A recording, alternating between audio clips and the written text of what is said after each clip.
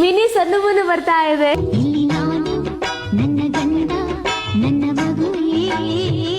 ಇವ್ರು ನನಗೆ ಯಾವಾಗ ಪ್ರೆಗ್ನೆಂಟ್ ವಿಚಾರ ಹೇಳಿದ್ರು ಅವಾಗ ನನ್ನ ಕೈ ಹೆಂಗ್ ನಡ್ಗಕ್ ಸ್ಟಾರ್ಟ್ ಆಯ್ತು ಅಂತ ಅಂದ್ರೆ, ನಾವು ಮೂವಿ ಶೂಟಿಂಗ್ ಮಾಡ್ತಿದ್ವಿ ಗೊತ್ತಾ, ಆಕ್ಸಿಡೆಂಟ್ ಬೇರೆ ಆಗಿತ್ತು ಇವರಿಗೆ. ಅವಾಗ ನಮಗೆ ಗೊತ್ತಿರ್ಲಿಲ್ಲ ಸಣ್ಣವ್ರು ಪ್ರೆಗ್ನೆಂಟ್ ಇದಾರೆ ಅಂತ. ಒಂಥರ ಜಿಗುಪ್ಸೆ ಬಂದ್ಬಿಡ್ತು ಜೀವದ ಮೇಲೆ. ನೀವ್ ಅಳ್ತಿದ್ದೀರಲ್ವಾ, ಅಯ್ಯೋ ನಾನೇನಾದ್ರೂ ತೊಂದರೆ ಕೊಟ್ಬಿಟ್ನಾ, ನಾನೇನಾದ್ರೂ ಕಷ್ಟ ಕೊಡ್ತಿದ್ದೀನ ಅಂತ ಅನ್ನಿಸ್ಬಿಡ್ತು.